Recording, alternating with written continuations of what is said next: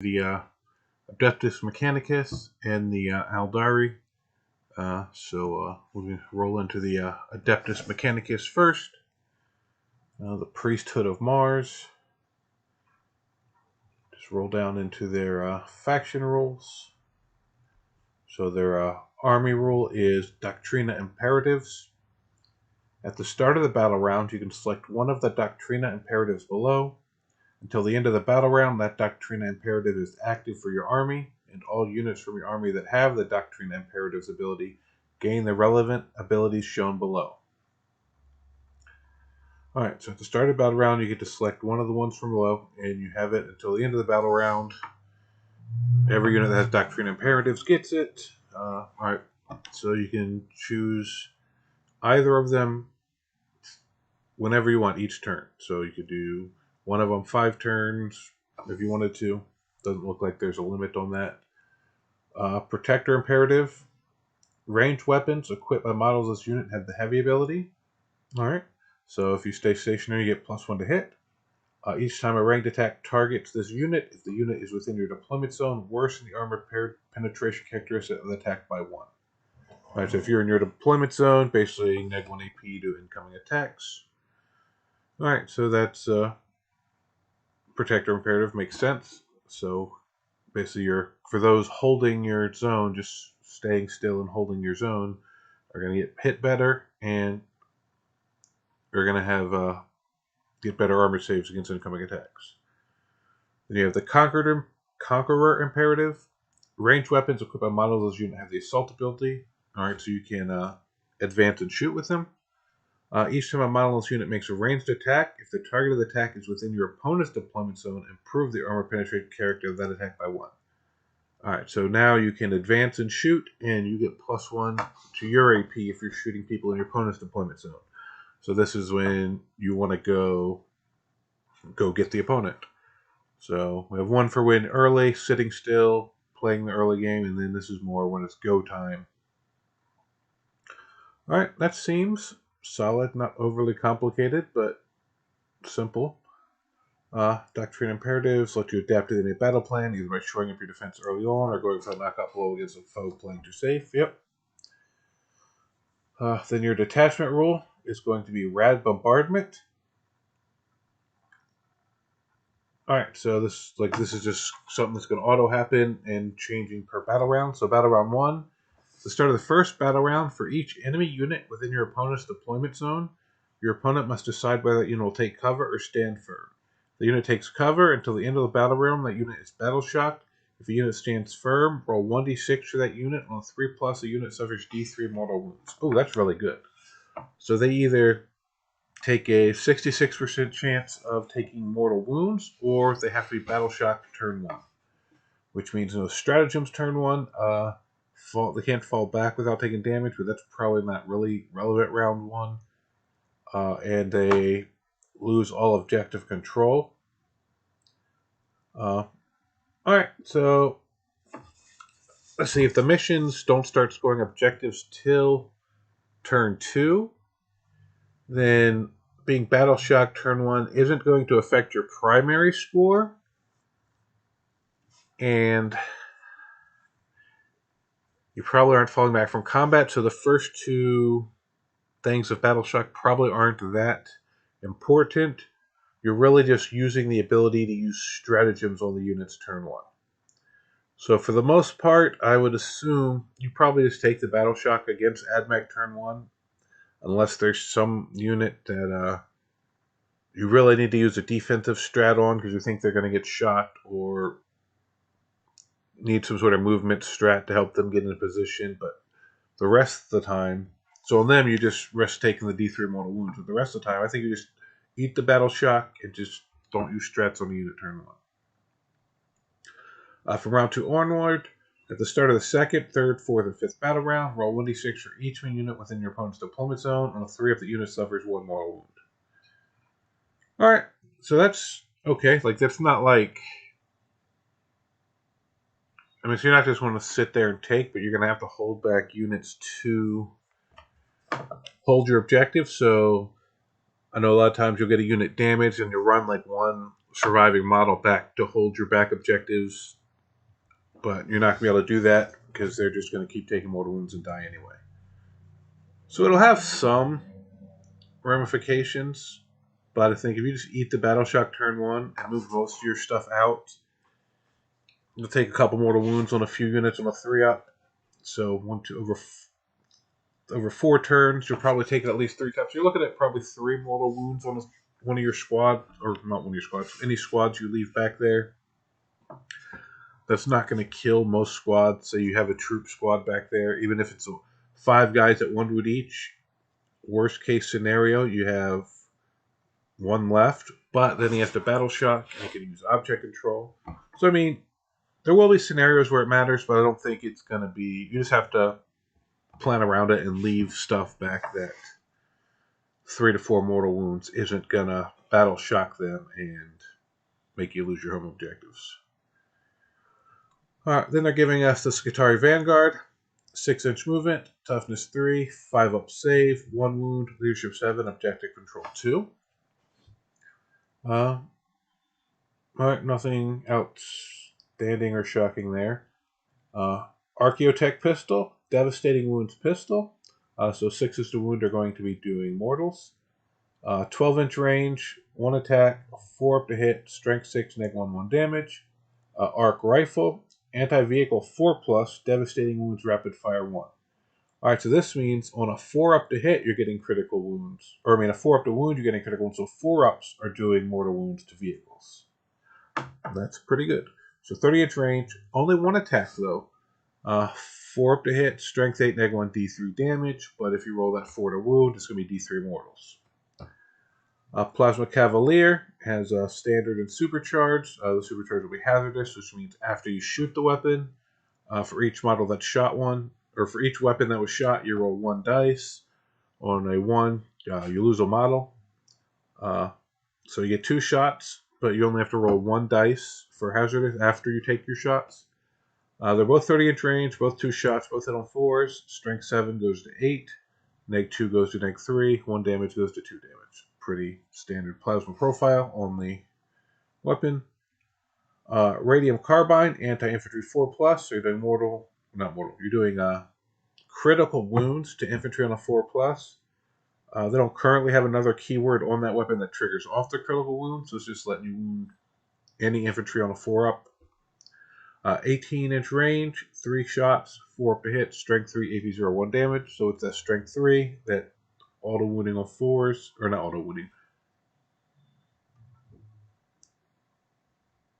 Doing critical wounds on a 4-up to wound just helps you wound some tougher stuff better. Transarctic Arquebus, heavy precision. So you stay still +1 hit. Precision, you can put wounds onto characters. 36-inch range, 1 attack, 4 up to hit, strength 7, -2 D3 damage. Alright, it's decent. Alpha combat weapon. I'm assuming that's your leader's combat weapon. Melee, 2 attacks, 4 up to hit, strength 5, -1 damage. And then close combat weapon, what the rest of the guys probably have, I assume. 1 attack, 4 up to hit, strength 3, AP 0, 1 damage. They're not your combat unit, so there's, nothing great here, but for a little troop unit, it's fine. Doctrine imperatives, rad saturation, aura. While an enemy unit, excluding vehicle units, is within 3 inches of this unit, subtract 1 from the objective control characteristics on that unit. So this does work on monsters, just not vehicles, and they lose 1 objective control. Alright, and then Wargear's abilities. Enhanced data tether. Each time you select the bearer's unit, roll 1d6. On a 5+, you gain 1 CP. Alright, we've seen a few units have a little thing like this. So anytime you gain extra CP, that's not a bad thing. Omnispecs, ranged weapon equipped by models in the bearer's unit have the ignores cover ability. Alright, that's really good. Yeah, with APs going down, for the most part, anytime you can have ignore cover on your whole unit, just helps that little bit extra. 6-up invul save. Alright, good to have, but not like super game-changing. But overall, solid for your basic battle line unit. Then we go down here and we got takes twice as many vanguards and rangers as others. Yep. So Karen Restaurants are double their bonus for movement and charge distance from optimized gate. This gives Adeptus Infantry the feeling of well-oiled machines. Several other Adeptus Mechanicus have the ability that improve when they're near their battle line comrades. Alright, so when Wolf Stalkers are near battle line units, they get better movement. If you want to advance a charge roll for this unit, while units within 6 inches or more friendly Adeptus Mechanicus battle line, add 2 to advance and charge rolls instead. Alright, so you basically gain an inch on advance and charge just for being near those units. So not like, once again, not like the most game-breaking thing, but dude, sometimes that extra inch or two really makes a difference with getting into a combat or getting to an objective or something like that. So definitely a useful rule. Then they go, give us Belisarius Call. A 6-inch move, toughness 8, 2 up save, 10 wounds, leadership 6, 3 objective control. He's got the Cellular Atomizer, which is blast and melted D3. So 18-inch range, so within 9, you're going to be doing D3 extra melted damage. So it's D3 attacks, hits on 2, strength 14, -4, 3 damage. Well, that's fine. You're shooting big units, you'll be getting extra shots from blast. Arc Scourge, anti-vehicle 4-up, devastating wounds, extra attacks. Alright, so he swings this in addition to, it looks like the Hive has extra attacks, so he'll be swinging all 3 of these weapons. So wounding vehicles automatically on a 4-up to wound, and that will also do mortals on a 4-up to wound against vehicles, and then extra attack. So 4 attacks, hits on 2, strength 5, -1, 1 damage. Calls Omniscient Axe is 4 attacks, hits on 2, strength 8, -2, 2 damage. And then the Mechadendrite Hive is 2d6 attacks, 3 up to hit, strength 4, AP 0, 1 damage. So he's doing 8 plus 2d6 attacks. That's going to average 7. So he's going to be doing about 15 attacks on average. Could spike up, could spike down, depending on your dice roll, but that's not bad. He could kill a little horde. I mean, none of his damage is that high, so he's not going to like kill a knight or something by himself with all those attacks, most likely, but he's not someone you want to take lightly. Invocation of Machine Vengeance. Let's see. So Canticles of the Omniscient. At the start of the battle round, select one of the abilities in the Canticles of the Omniscient section, see left. Until the start of the next battle round, this model has that ability. Alright, so you get one of these at the start of each battle round. Alright, so Invocation of Machine Vengeance Aura. While a friendly Adeptus Mechanica unit is within 6 inches of this model, each time a model that unit makes an attack, reroll a hit roll of 1. Alright, so just 6-inch aura, reroll hit roll of 1. Mantra of Discipline, Aura. While a friendly Adeptus Mechanicus unit is within 6 inches of this model, each time you take a Battle Shock or Leadership test for that unit, you can reroll that test. Alright, so 6 inches of reroll Battle Shock or Leadership. Shroud Psalm Aura. While a friendly Adeptus Mechanicus unit is within 6 inches of this model, the unit has the stealth ability, so -1 to hit. Alright, so you can give reroll 1s, reroll Battle Shock or Leadership, or -1 to hit for units near him. Alright, well, decently useful, depending on the situation. Mechanicus Bodyguard. While this model is within 3 inches of one or more other friendly Adeptus Mechanicus units, the model has the lone operative ability. Alright, so he doesn't have a leader, so he doesn't join squads. And so basically he has to have the old rule of being within 3 inches to gain what is basically character protection. Self-repair mechanisms. At the start of your command phase, this model gains up to D3 lost wounds. Alright, so this auto gains D3 wounds back at the start of your command phases. That's not bad. Alright, then he's got a 4-up invul save. He's a monster. Character, Epic Hero, Imperium Tech, Priest, Belisarius Cole. Alright, he's solid. Can't join units, so you know, one of the few characters we've seen that you still have to worry about keeping him within range of units to gain his protection. They're giving us Weapon Spotlight, the Eradication Beamer. We've got 2 levels. The Dissipated is Blast, Sustained hits D3, so 6 to hit will be D3 extra hits. And if you shoot big units, you're going to get extra shots from Blast. So this thing has the potential to put out a bunch of shots. 36-inch range, D6 basic attacks, hits on 4s, strength 9, -2 damage. Alright, so if you're shooting a big horde, roll high on your D6, get the extra from Blast, roll a couple 6s to hit, pop out those D3s.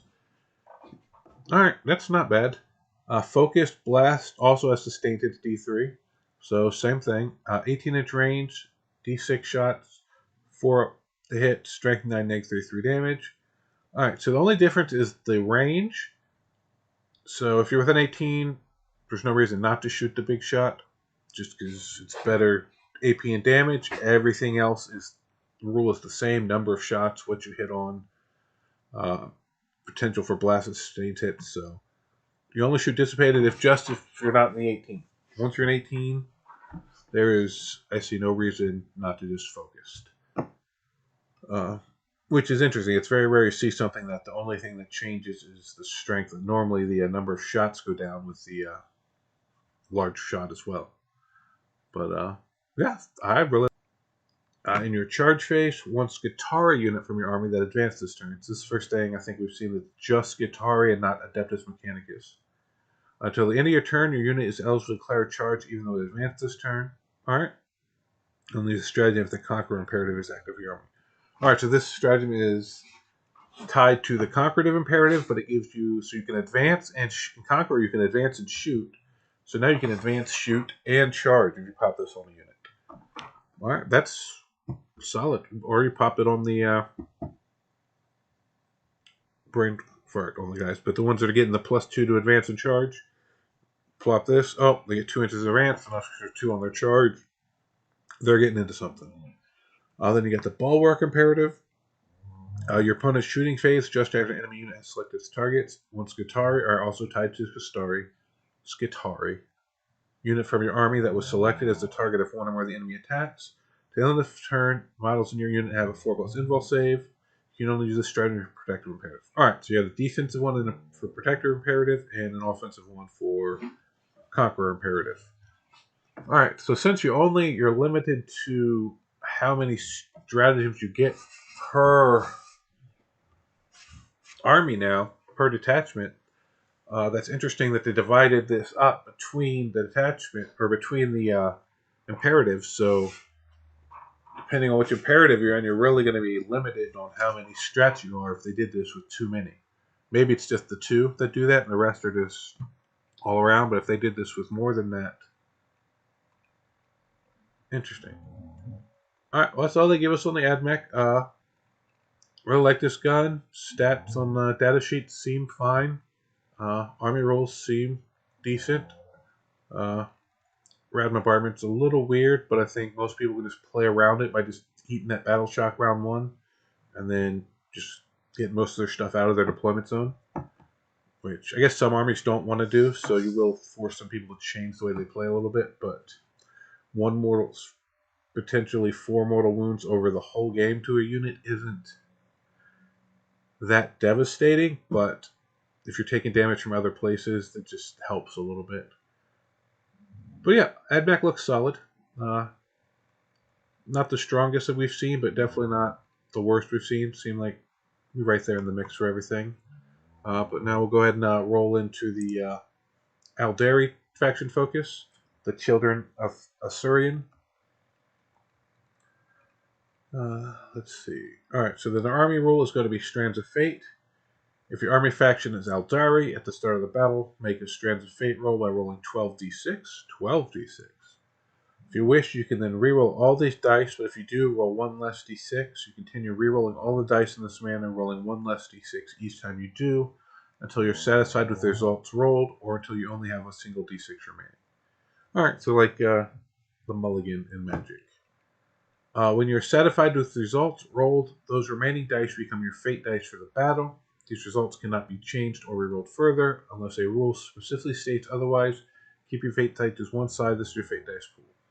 Alright, so there it is, your fate dice for the battle. So, before making a dice roll for a model or a unit from your army with Strands of Fate ability, if you have 1 or more dice in your fate dice pool, you can use one of those fate dice. To do so, select one of those fate dice to substitute that dice roll. That dice that is being substituted is not rolled. Instead, the value of the selected fate dice is used if it had been rolled. Counts as an unmodified dice roll, the value for all rules purposes. Each fate dice can only be used in this way once. After using a fate dice, remove it from your fate dice pool and roll all remaining roll all remaining dice that are part of that dice roll, if any. You can use fate dice for any of the following types of dice roll: Advanced roll, battle shock test, charge roll, damage roll, hit roll, saving roll, wound roll. Alright, the standard reroll stuff. Alright, so let's just... Before making a dice roll for a model or unit from your army with the Strands of Fate ability, if you have one or more dice in your Fate dice pool, you can use one of those Fate dice. To do so, select one of those Fate dice to substitute. Alright, you roll all remaining dice that are part of that dice roll, if any. Alright, so I'm not really sure here if you can only use one dice or if you could use multiple dice on the same roll. Before making a dice roll for a model unit from your army with Strength Fate, if you have one or more dice in your Fate dice roll, you can use one of those Fate dice. Alright, so it's before making a dice roll. But are we doing it model by model? Like, is it supposed to be single dice rolls like it was last edition, where that's technically a roll, but we fast roll? In which case, you might be able to use these for each specific dice you're using. Or is it... I'm thinking you might be able to use multiple, but I'm not sure on that. Don't hold me to that. Their detachment rule is unparalleled foresight. Each time an Aeldari unit from your army is selected to shoot or fight, you can roll one hit roll and you can roll one wound roll when drawing those attacks. Alright, that's a solid rule. On like a big unit shooting lots of attacks, it's not huge, but if you've got that just one really significant gun in a unit or on a tank or something you want to get in, that's very useful. Alright, they're giving us a Farseer. He has a movement of 7, toughness of 3, 6 up save, 4 wounds, leadership 6, objective for 1. Alright, nothing shocking there. Eldritch Storm, Blast, Psychic, a 24-inch range, d6 shots, 3 up to hit, strength 6, -2, d3 damage. Shuriken Pistol, Assault, so advance and shoot it, pistol. 12-inch range, 1 attack, 2 up to hit, strength 4, -1, 1 damage. Singing Sphere, also Assault, Psychic, 12-inch range, 1 attack, 2 up to hit, strength 9, AP 0, 3 damage. Singing Spear, Combat, Psychic, 2 attacks, 2 up to hit, strength 3, AP 0, 3 damage. And then the Witchblade is anti-infantry 2+, so winning infantry on 2s with critical wounds. Psychic, 2 attacks, 2 up to hit, strength 3, AP 0, 2 damage. So, unless you put something else on it, the critical wound really is just letting you wound on 2s. It's not triggering an extra rule unless you give him an extra rule somehow with a stratagem or something. Leader, so he'll be joining units. Strands of Fate. Branching Fate, Psychic. Once per turn, when you use a Fate dice to substitute a roll made for a model or unit within 12 inches of a Farseer model from your army. One model from your army with this ability can use it. If it does, the result of that Fate dice is first changed to a 6. Alright, so you can turn some of your bad Fate dice rolls into a 6. Once per turn, too, not once per battle round. So you can do it on your turn and your opponent's turn. Fortune Psychic. In your command phase, you can roll 1d6 on a 2+, select one friendly Aeldari unit within 12 inches of the Psyker. Until the start of your next command phase, each time an attack targets that unit, subtract 1 from the wound roll. Alright, so you can give out -1 to wound on one of your units. And I'm not seeing anything that says you don't get multiple psychic powers just off, so I'm assuming these abilities are just active all the time. So that's pretty nice for them. And then 4 up invul save. Yeah, nothing shocking there. Basically what I would expect from a Farseer. Then we got some Guardian Defenders, 7-inch move, toughness 3, 4 up save, 1 wound, 2 on the weapon platform, leadership 6, gesture control 2, 0 on the heavy weapon platform. Alright, so then let's look at these heavy weapons. Well, the weapons, so the Aeldari Missile Launcher has the Star Shot and the Sunburst, and the Sunburst is Blast. 40-inch range, 1 attack, d6 attacks, both hit on 3, strength 10, strength 4, -2, -1, d6 damage, 1 damage. So your anti-big stuff, your anti-infantry. Bright Lance, 36-inch range, 1 attack, 3 hit, strength 12, -3, d6 +2. Scatter Laser, 36-inch range, 6 shots, 3 up to hit, strength 5, AP 0, 1 damage. Shuriken Cannon, sustained hit 1, so 6 hits are an extra hit. 24-inch range, strength 2 damage. Catapult is assault, so you can advance and shoot it. 18-inch range. 2 shots, 3 up to hit, strength 4, neg 1, 1 damage. And then we got a star cannon. 36-inch range, 2 shots, 3 up to hit, strength 8, neg 3, 2 damage. Alright, solid looking heavy weapons. Shrieking, nothing surprising there other than they, looks like they lose their 6s to wound to extra AP. So that's could be some everybody that's not an Eldar player is happy to see. Close combat weapon, 1 attack, 3 up to hit, strength 3, AP 0, 1 damage. Then they get Defenders of Fate. At the end of your command phase, for each objective mark you control that has 1 or more units from your army with this ability within range of it, roll 1d6 and add it to your Fate dice pool, displaying the results you just rolled. Alright, so these guys are going to give you access to extra Fate dice at the end of your command phases. When the last Guardian Defender model in this unit is destroyed, any remaining heavy weapon platform models in this unit are also destroyed. Alright, so if you kill all the guys, the heavy weapon platforms just go away. Alright, Defender's Fate, that's a nice little ability. They seem like a very standard battle line unit that I'm sure you'll see and lists to hold objectives, get you extra dice, put out some shots. Alright. And then they're giving us the Prism Cannon. So it's got a Disperse Pulse, which is Blast, 60-inch range, 2d6 shots, 3 up to hit, strength 6, neg 1, 2 damage. Alright, so random shots, but Blast should help with that if you're shooting into bigger squads. Focus Lance, Linked Fire, 60-inch range, 2 attacks, 3 up to hit, strength 18, neg 4, 6 damage. Alright, let's see what the Linked Fire does. When selecting targets for this weapon, you can measure range and durability from another friendly fire prism model that is visible to this bearer. Alright, so the fire prisms can still shoot through each other. So that's useful. So you still need range from this vehicle, but you can do the line of sight from a different vehicle. Alright, and then Fire and Fade. Alright, here's a big one. End of your shooting phase. Alright, so this is the end of your shooting phase. Alright, so you get to shoot, you have to do all your shooting, and then you can do this. 1 Aeldari unit from your army. Your unit can make a normal move. It cannot embark within a transport at the end of this move. Alright? You cannot select an aircraft unit or a unit within engagement range of 1 or more enemy units until the end of the turn. The unit you selected is not eligible to declare a charge. Alright, I like that. That's they still keep Fire and Fade, but it's at the end of the shooting phase, so some armies have reactive abilities that they will be able to use now, which is nice. And that's all they give us. We only get 1 stratagem for the Eldar. Seems nice. Seems decent. Like the depending on how well you roll on your Fate dice roll, that will determine. Like if you get a lot of high rolls, and then you keep popping them out with the defenders, and the couple low rolls, the Farseers are turning into 6s. It just really picks up the consistency of the army, which can be really huge, especially playing competitive stuff that's consistent and you can rely on to do what you need it to do and not hope it'll do what you need to do.